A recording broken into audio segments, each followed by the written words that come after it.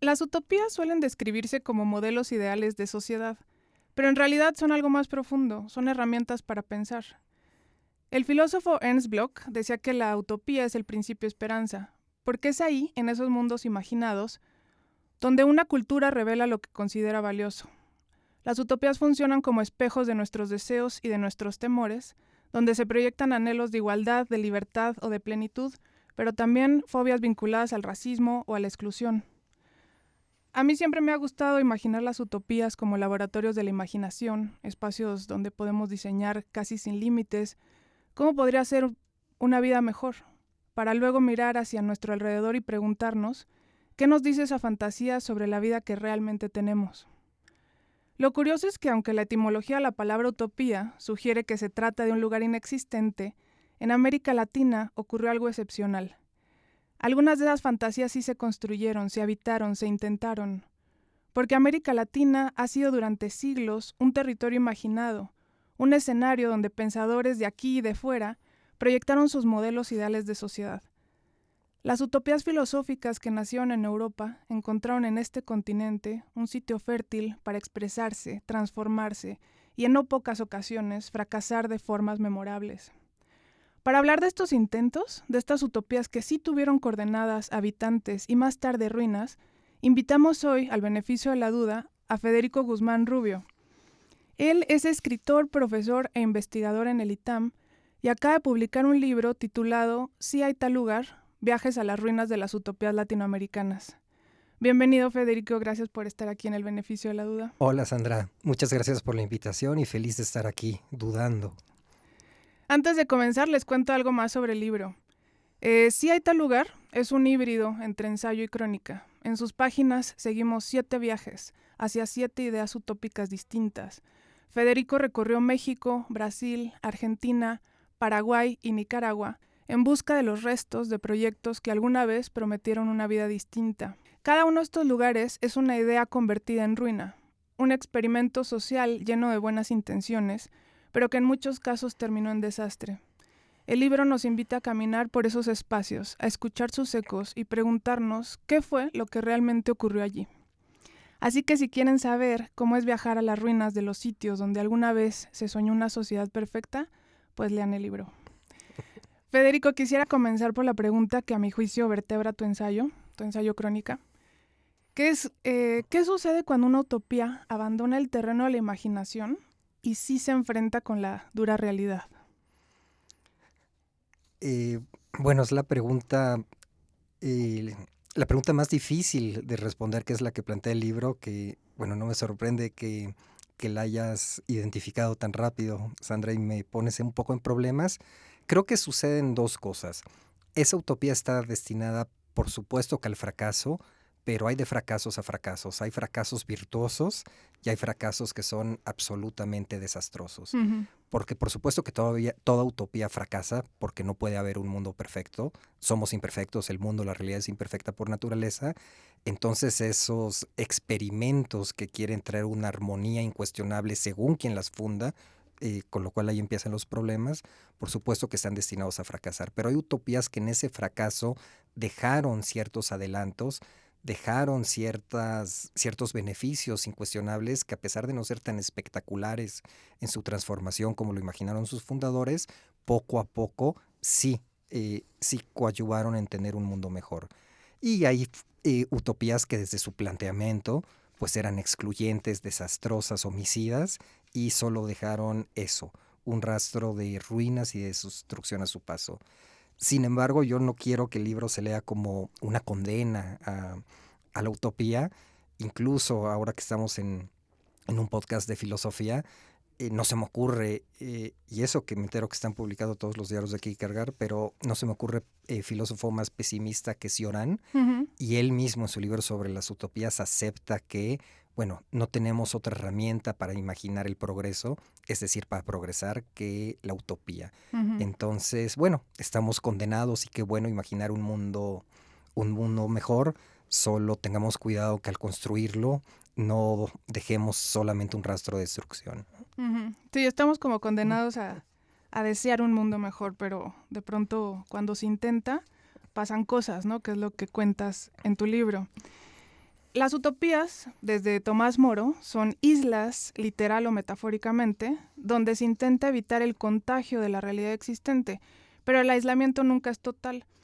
Las utopías chocan con la política, con la economía, la geografía y con la naturaleza humana, y en el primer capítulo, la utopía a la que viajas choca no solo con la naturaleza humana, sino con la naturaleza de la selva amazónica. Cuéntanos un poquito de ese caso. El primer capítulo se trata de Forlandia, de 1928, la utopía industrial que se fundó nada más y nada menos por Henry Ford, en el corazón del Amazonas. Henry Ford intentó crear una ciudad modelo estadounidense y producir caucho. El proyecto fracasó estrepitosamente. Cuéntanos de tu viaje a Forlandia y de las cadenas de montaje en plena selva. Sí, Henry Ford tenía la idea de que Estados Unidos estaba arruinado además por los judíos, porque era un célebre antisemita Henry Ford. Entonces, como Estados Unidos estaba arruinado, pero a la vez Estados Unidos era la mejor cultura imaginable, él estaba destinado a refundar la cultura estadounidense de manera pura, auténtica, inspirada un poco en el Estados Unidos de su infancia. Y como eso ya no lo podía hacer en Estados Unidos, que lo intentó, en un pueblo que construyó para sus trabajadores de sus plantas y fracasó, por supuesto.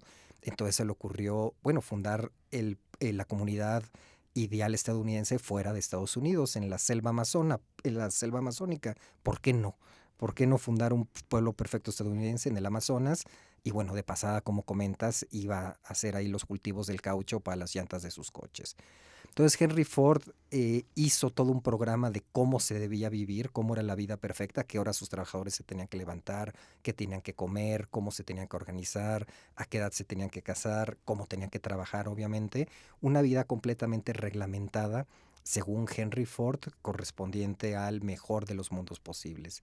Y bueno, si a ti un trabajador amazónico que ni siquiera entendía muy bien el sistema capitalista ni para qué quería trabajar, en un inicio Forlandia no ofrecía sueldos malos, pero la población aborigen de Forlandia no le interesaba trabajar. Ellos tenían sus comunidades autosustentables. Uh-huh. Cuando necesitaban comprar algo de fuera, una arma, sal, lo que sea, trabajaban un par de meses hasta conseguir el dinero para comprar eso y renunciaban.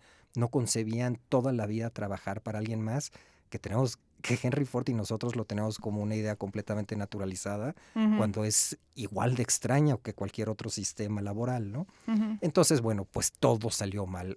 Yo me quedo con un ejemplo de Henry Ford. Henry Ford consideraba que toda la fruta del Amazonas era horrible. Los mangos, mameyes, zapotes, papayas, piñas, qué sé yo, toda la fruta tropical era horrible, y que en Forlandia solo se debía comer duraznos enlatados en almíbar.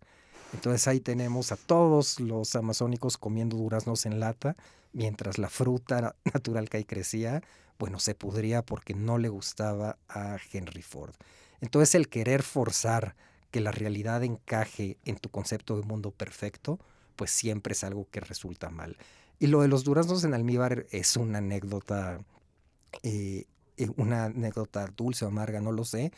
Pero el mayor incendio que ha habido en el Amazonas, incluso en estos tiempos de deforestación del Amazonas, se debe a Forlandia, porque quisieron incendiar para poder cultivar el caucho, y crearon una catástrofe ecológica. Entonces volvemos a lo mismo. Cuando quieres implantar una idea a la fuerza en un contexto al que no pertenece ni se puede desarrollar esa idea, acaba literalmente en un inmenso incendio de proporciones dantescas, se me antojó decir el adjetivo, ¿no? Uh-huh, uh-huh. Sí, recuerdo también que pone un horario así como de 9 to 5, ¿no? Que es así como horrible por el clima. Empiezan como toda esta serie de paradojas, y esta cadena de montaje que él inventa en Estados Unidos como que la intenta reproducir, pero en vez de máquinas son pues los árboles del caucho, ¿no? Y entonces no se da cuenta que eso genera ciertas plagas y que está destruyendo ciertas lógicas, y como que se autodestruye, ¿no? Por supuesto. Uh-huh. Y lo que comentas, el horario 9 a 5 funciona muy bien en Detroit. Exacto. Pero en el Amazonas empiezan a trabajar a las 4 o 5 de la mañana, cuando no hace sol, cuando hace menos calor, Uh-huh. lo cual nunca lo entendieron los gerentes gringos. Pero hay algo además que en el caso de Ford y Forlandia me inquieta mucho un siglo después, y parece que como sociedad siempre creemos que los empresarios, que son unos genios fabricando automóviles Ujú. y con innovaciones tecnológicas como la cadena de montaje, también son unos genios para absolutamente todo lo demás. Y bueno, vemos cómo fracasó Forlandia y ahora escuchamos a otro célebre fabricante de coches decir cómo debe ser el mundo, y me parece que en proporciones mucho más globales el final va a ser el mismo, ¿no? Sí, o sea, está bueno también ver que esto pasó como de una forma gigante aquí, en 1928, pero pasa, por ejemplo, yo veo conjuntos habitacionales funcionalistas que ponen en la selva lacandona. Entonces, eso pasa, pues, ¿no? Es como, ¿por qué si funcionó en las afueras de la Ciudad de México, ¿no? O en el Cupa, en Coyoacán, ¿por qué no va a funcionar en la selva? Entonces, claro, esto ha pasado siempre, ¿no? Que se intentan cambiar formas y tan solo pensar la General Motors, que ahora pasaron a Silao, Guanajuato, o sea, también tiene sus diferencias idiosincráticas y sus consecuencias. Pero sí, muy interesante de Henry Ford que no solamente se metía con temas laborales, sino que ya también con temas íntimos, ¿no? Que ya Sí, es sí, con sí. la ética. Sí, sí. Y Ujú, como tú dices, temas, bueno, la intimidad sabemos que es ideológica, pero no solamente en sistemas económicos o políticas, sino ujú, una reglamentación de todos los aspectos y actividades de tu vida, ¿no? ujú, Sí, ujú. es impresionante. Sí, como querer dominar la vida del trabajador. Pero bueno, quiero seguir con el otro capítulo que fue mi favorito y sin duda para un episodio del beneficio de la duda es fantástico. Podríamos dedicarle un episodio solo a este tema, ¿no? El de Nueva Germania de 1886, la utopía racista, que fue fundada en Paraguay por Bernard Forster y Elizabeth Nietzsche, que es hermana del filósofo. Un intento de crear una colonia racialmente pura, influenciados por ideas racistas europeas del siglo XIX. Cuéntanos cómo es hoy Nueva Germania, porque esta, a pesar de ser como la más escabrosa, no fue necesariamente la que terminó peor. No, a lo mejor fue la que terminó mejor gracias a que su resultado fue completamente lo opuesto al que imaginaron sus fundadores, ¿no? Este encantador matrimonio ario, Ujú, otra vez aconsejados además por Wagner, llegaron, siempre la utopía parte de la certeza de que el mundo no tiene remedio, que el mundo está arruinado y entonces lo tenemos que refundar. Y ellos consideran que Alemania y Europa en general está arruinada, otra vez igual que Ford, en gran parte por culpa de los judíos, y ujú, entonces que tienen que fundar una comunidad racialmente pura, eh, aria, solamente aria, fuera de Europa, donde pueda volver a surgir la civilización. ¿Y por qué no hacerlo en Paraguay, no? ¿Por qué no fundar una comunidad germánica en Paraguay? Y bueno, ahí fueron unos cientos de colonos, otra vez a fundar Nueva Germania, otra vez a trabajar la tierra como se trabajaba en Alemania, que es como se debe trabajar, al margen de que esos productos y esa forma de cultivar, por supuesto que no lo puedes hacer en la selva paraguaya. ujú, Y bueno, esta duró 1 o 2 años hasta que por supuesto que explotó, que se arruinó ujú. la colonia, sus fundadores y los quienes pudieron huyeron. Y quizás lo más interesante es los pobres colonos que se quedaron, mitad racistas, mitad estafados, porque también les habían prometido terrenos para cultivar, en fin. Y entonces no les quedó más remedio que convivir con la población local, convivir con los guaraníes, a los que por supuesto en principio despreciaban, y gracias a esa convivencia entre guaraníes y alemanes, surgió Nueva Germania y más de un siglo después existe y es un pueblito relativamente boyante, un pueblito diferente a cualquier lugar en el que he estado porque es un pueblo trilingüe, es un Ujú, pueblo de 2000 habitantes, vamos, es muy chiquito, ujú, pero es un pueblo trilingüe, prácticamente toda la gente habla alemán, ujú, guaraní y español, que es una mezcla un ujú, tanto extraña. En las escuelas son trilingües, se enseña guaraní, como en todas las escuelas de Paraguay, español, como todas las escuelas de Paraguay, y alemán, porque bueno, el alemán ya es también un idioma originario de Nueva Germania. ujú, Entonces, la que quiso ser la utopía más excluyente, la utopía más racista, nos muestra que cuando las culturas más distintas, cuyo contacto es prácticamente imposible, como es la guaraní y la alemana, cuando tienen que convivir, pues conviven. Y muchas veces, yo recuerdo aquí cuando se criticó que se iba a dar náhuatl como una materia opcional en secundaria, y gran parte de los medios decían, ¿cómo náhuatl y no inglés? Bueno, con las lenguas muchas veces no es una u otra, sino dependiendo de el nivel de convivencia que hay, de las necesidades, de las inquietudes de la población o de cada quien, bueno, las lenguas se pueden sumar, no descartar unas con otras. Entonces yo veo a Nueva Germania como un modelo inevitable de convivencia, que fue todo lo opuesto a lo que soñó Elisabeth Nietzsche y su marido Forster, ¿no? Ujú. Y cuéntanos también qué pensaba Nietzsche, el hermano. Nunca vino a Paraguay, supongo. Estuvo a punto de ir, Ujú. pero nunca acabó por aceptar la invitación de su hermana, con la que siempre tuvo una relación muy complicada o muy curiosa, vamos a decir, pero sí estuvo a punto de ir. Bueno, se han escrito ríos de tintas sobre Nietzsche, sobre si era antisemita o no lo era, Ujú. qué tanto su hermana, que definitivamente era una de las principales ideólogas del antisemitismo, qué tanto distorsionó su obra, que está comprobado que cambió incluso el texto para hacer decir a Nietzsche cosas que no quería decir.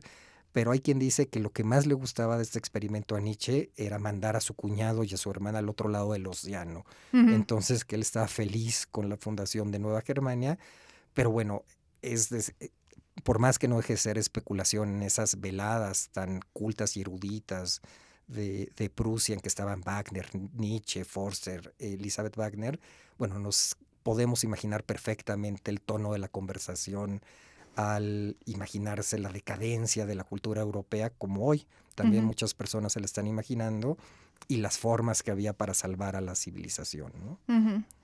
Y también recuerdo que, pues, estafadores, ¿no? Porque entiendo que les, o sea, no, les prestaron el terreno o les dieron un préstamo o algo así y ellos como que prometieron, se los vendieron a estas otras personas. O sea, también fue una forma de negocio así. Sí, de una forma cuestionable de Forster, que tampoco es extraña. La mezcla entre utopía, secta, estafa, muchas veces está más cerca de lo que nos gustaría aceptar. Pero sí, estos pobres colonos racistas, también si te dicen vamos a fundar una colonia aria pura y no te salta nada extraño, bueno, también Claro, claro, claro. traes cositas raras en el cerebro, ¿no? Ujú. Pero bueno, finalmente muchos de esos colonos eran alemanes pobres, sin tierra, a los que les decían que por un pago les iban a vender terrenos fértiles para hacerse ricos en Paraguay. Y sobra decir que cuando llegaron ahí ya empezaron a sospechar de la estafa, Ujú. pero no tenían más otro remedio más que asentarse ahí. Y bueno, también en la relación entre secta y utopía, la casa más grande del pueblo, por supuesto que era la de Elizabeth Nietzsche. Ujú. Estos colonos eran un poco también sirvientes de ella, estaban casi obligados, por ejemplo, a asistir a sus conciertos de piano y aplaudirle. Ujú. Vamos, cuestiones bastante inquietantes y perversas desde todo punto de vista, Sí. ¿no? Sí, fascinante. Yo dije, no puede ser que uno supiera esto antes. Ese lo tienen que leer. Además, me encanta cómo está escrito. De pronto, de la nada pones preguntas, justamente, ¿no? Y dices que tú viajas para dudar, ¿no? Ujú. Bueno, nunca mejor dicho que en este programa, ¿no, Sí. Sandra? Pero fíjate que hay otra cosa, así como dijimos el destino feliz de Nueva Germania, hay una parte muy oscura. Yo veo también ahí el inicio del nazismo, porque Ok. si a estos racistas les quedó claro que no podía fundarse una comunidad aria exitosa sin judíos fuera de Alemania o fuera de Europa, entonces para purificar Europa solo les quedaba un remedio. Entonces exterminar o expulsar a los judíos de Europa. Ujú. Entonces, si no fundó la colonia aria fuera, la otra alternativa era eliminar a la población judía de Europa, Ujú. bueno, que fue lo que intentó el nazismo. Ujú. Entonces, en el fracaso de Nueva Germania también vemos el inicio de una utopía que en su magnitud fue muchísimo más perversa y malvada, ¿no? Ujú. Ujú. Interesante eso. Como para seguir estudiando el caso, ¿no? Sí, También sí, desde por la supuesto. filosofía. Y bueno, luego visitaste un lugar increíble, ¿no? Colonia Cecilia, de 1890. La utopía anarquista, fundada en Brasil a finales del siglo XIX, donde se intentó vivir el amor libre y nuevas formas de convivencia. Como muchas utopías terminó en ruinas, pero esa experiencia me dejó pensando en algo. ¿Qué tipo de personalidad hay detrás de quienes diseñan estas utopías? Muchas veces es la figura de un líder, casi un arquitecto social, que invita a otros a vivir su propio sueño y terminan regulando incluso la intimidad y los afectos de los demás. ¿Qué nos dice Colonia Cecilia sobre la personalidad y los límites de quienes se adjudican la tarea de diseñar cómo deberían vivir los demás? Sí, por más que Colonia Cecilia me caiga muy bien y su fundador Rossi me caiga muy bien, no cabe duda que todos estos líderes, todos estos utopistas, bueno, son tremendamente sectarios, Ujú, tremenda, hasta cierto punto demagogos, tienen algo de secta, ¿no? ujú, ujú, El querer imponer o vender o convencer a los demás de su idea de mundo perfecto a grado tal de abandonar todo para fundar ese mundo nuevo, bueno, no es cualquier tipo de personalidad. Yo creo que es una personalidad que además en este presente político está apareciendo con mayor frecuencia y preocupación sí, por todas partes. Pero sí, el afán reglamentario de la utopía ujú, es tremendamente inquietante, por más que aquí hubiera cierta libertad, no se ujú, imponía nada a nadie, ni nadie hacía lo que no quisiera hacer, ¿no? Eh, Colonia Cecilia era una utopía anarquista, querían demostrar que se podía vivir sin Dios, sin Estado, sin ley, sin iglesia y sin marido, ujú. sin propiedad privada, sin dinero, sin trabajo. Y bueno, la verdad que para vivir sin tantas cosas que consideramos indispensables, no le fue mal a Colonia Cecilia durante varios años que logró sobrevivir, ¿no? Ujú. Le podríamos llamar como el trastorno del utopista, ¿no? Porque sí, sí, o sea, pensando en Trump también, ¿no? Esto del MAGA y todo eso, pues también son como ideas utópicas de pronto, ¿no? Sí, yo lo veo como que quieren fundar su utopía y están haciendo todo lo necesario para hacerlo. Ujú. Empezar por eliminar y expulsar a quienes no tienen cabida en ese mundo perfecto, ¿no? Pero Ujú. claro que lo veo así, ¿no? Y que tiene que ver con una idea de que todo pasado fue mejor, ¿no? Que todas estas tienen algo de eso. Por Pero supuesto. sí, ahorita hablamos de eso cuando lleguemos a Santa Fe. También viajaste a Solentiname, la utopía revolucionaria fundada en Nicaragua en los años 60 por Ernesto Cardenal, donde arte, fe y revolución intentaron convivir. Pero aquí la utopía no fue solo la comunidad, también lo fue la revolución misma. Este capítulo es especialmente intenso porque amplía la idea de la utopía hasta abarcar todo proyecto de transformación política y social. Porque empiezas en la isla de Solentiname, pero el recorrido te lleva a Managua y luego al país entero y desde ahí a una reflexión más amplia, que es que pensar la revolución como un lugar al mismo tiempo deseado y catastrófico. ¿En qué momento una revolución deja de ser una promesa de emancipación para convertirse en su propia distopía? Sí, pregunta cuya respuesta, en caso de que lo sea, es triste, pero toda revolución que triunfa, pues por definición deja de ser revolución, o nosotros lo Claro. sabemos mejor que nadie, con nuestro partido la revolución institucionalizada, ¿no? Ujú, Nuestro ujú, PRI, cualquier revolución que triunfa deja de ser revolución ujú, y ya se convierte en un movimiento reaccionario, en un movimiento antirrevolucionario, porque bueno, ya las cosas ahora van a ser a partir de como ellos lo quieren y no hay disenso ni puede haber oposición, pues porque la oposición ya, la rebeldía, la oposición ya triunfó. ujú, Y eso es, fíjate, tu pregunta me lleva a otra cuestión muy, muy inquietante de las utopías y es que en la utopía no cabe el disenso, no hay rebeldía, no hay oposición. ujú, Incluso en la utopía de Tomás Moro, en la original, no hay rebeldía, no hay disenso, porque si ya tenemos un mundo perfecto, ¿cómo vas a estar en desacuerdo ujú. con un mundo perfecto? Pues no se puede, Sí. ¿no? No se puede. Y entonces todo proyecto político de corte utópico que realmente extremo que lleva su utopía a la realidad no admite Ujú, el disenso, porque el disenso es una locura, es oponerse al mundo perfecto ujú, y entonces quien lo hace está por definición mal. ujú, Y fue un poco lo que pasó con la revolución, bueno, lo que sigue pasando, porque los sandinistas siguen oficialmente en el poder. El sandinismo, bueno, se volvió en una dictadura, igual que Cuba, igual que la mayoría de los casos que triunfaron de las revoluciones de los 60, 70 o en el sandinismo 80, que bueno, fueron movimientos que sí trajeron ideas de liberación a América Latina, pero que trajeron también, y no es por culparlos, porque la culpa la tienen los gobiernos dictatoriales que cometieron esos genocidios, ujú, pero que también trajeron una tremenda violencia, ¿no? En lo que Bolaño llamó nuestras guerras floridas, ¿no? ujú. Sí, es muy duro este capítulo porque, claro, toda revolución, que es básicamente un deseo de emancipación, ahora sí que en todos los aspectos, económico, político, íntimo, todo, ¿no? Eh, y ver que hay casos en donde sí se llevó a cabo y donde las cosas están hoy más distópicas que utópicas es fuerte. Sí, y lo que comentas de incluso hasta lo íntimo, todos estos movimientos revolucionarios finalmente tenían como modelo ni más ni menos que el hombre nuevo Sí. del Che Guevara, ¿no? Había que construir ese hombre así, masculino, ese hombre nuevo que iba a ser, bueno, el hombre marxista, justo qué sé yo, pero sí es un cambio que no solo atañe a lo político, sino a lo espiritual, a lo íntimo, a todas las facetas y todas las órbitas del ser humano, ¿no? Y bueno, para el último capítulo, ¿no? El capitalismo que trata sobre la utopía neoliberal, hay que decir que el capitalismo produce mucha basura y quizá el neoliberalismo consiste en una especie de alquimia que se trata de convertir esa basura en oro. El último capítulo trata de la utopía neoliberal, que es precisamente donde estamos ahora mismo, Santa Fe. Aparece como ejemplo extremo. Es un espacio urbano, caro, feo, excluyente, difícil de habitar y prácticamente imposible de caminar, pero que aún así no deja de valorizarse. Es un paisaje brillante y al mismo tiempo invivible. ¿En qué sentido un lugar que sigue creciendo y sigue encareciéndose puede pensarse también como una ruina?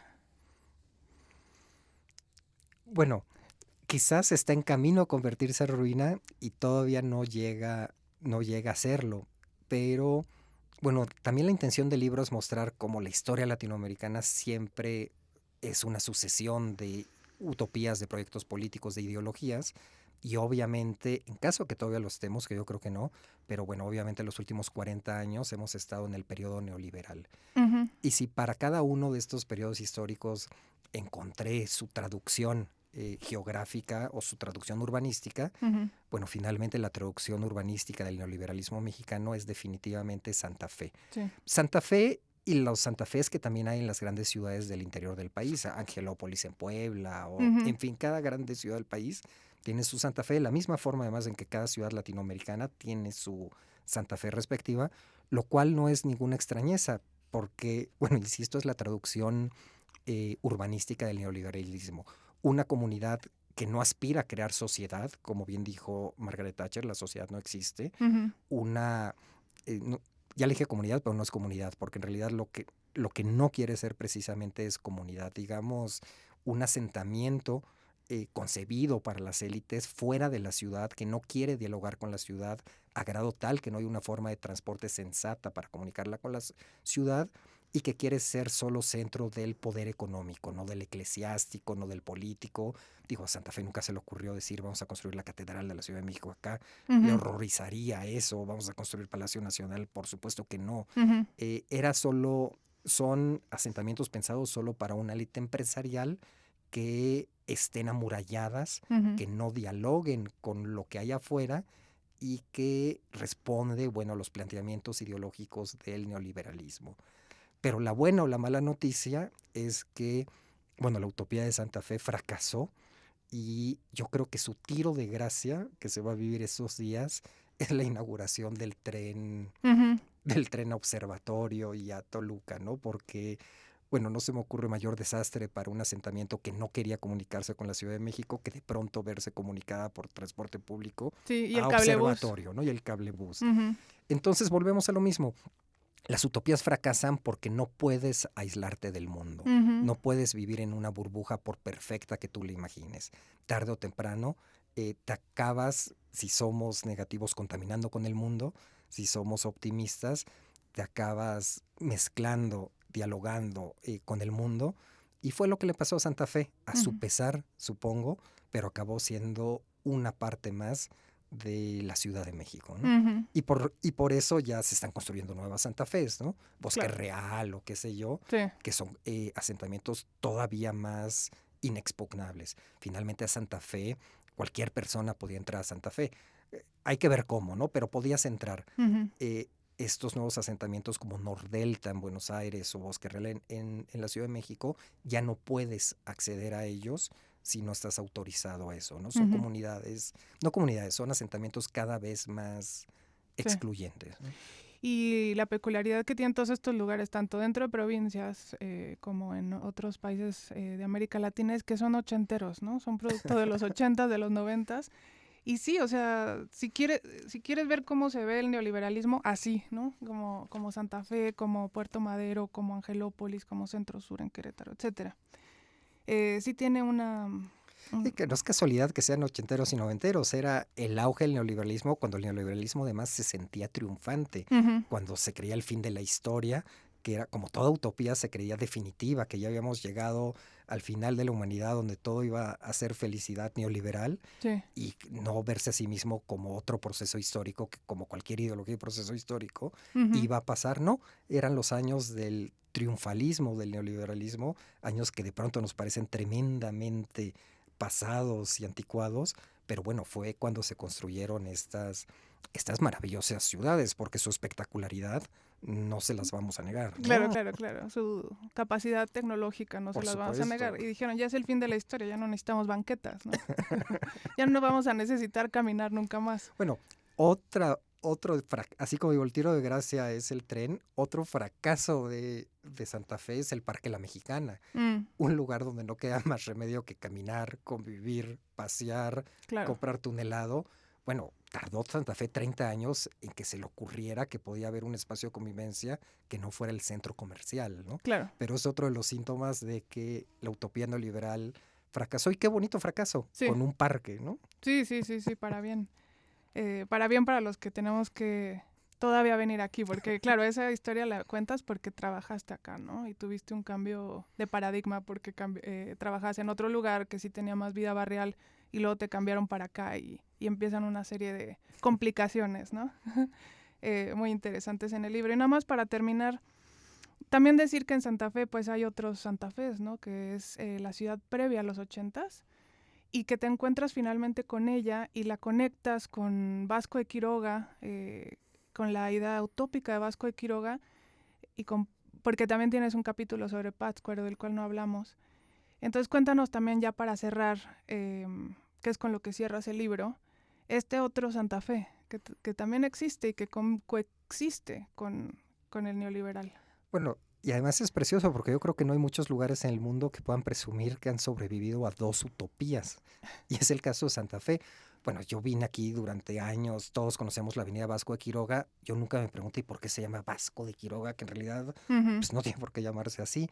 Y es porque Santa Fe la fundó Vasco de Quiroga en el siglo XVI. El primer hospital pueblo, que fue la institución abiertamente utópica que fundó Vasco de Quiroga, primero la experimentó en Santa Fe y todavía pervive y lo acaban de remodelar además su convento que les quedó muy bonito. Okay.